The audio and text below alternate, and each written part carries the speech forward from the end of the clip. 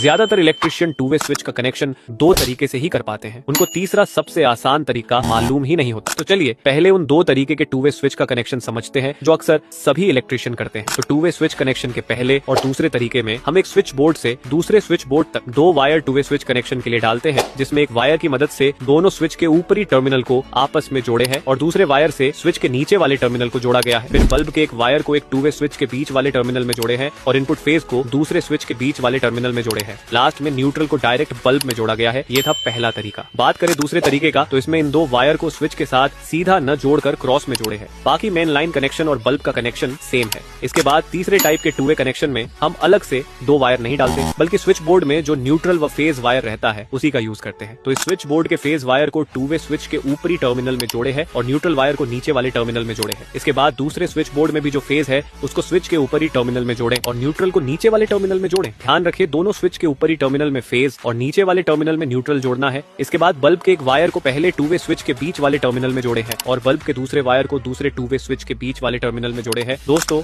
two way switch connection का ये तरीका सबसे आसान है और वायर भी कम लगता है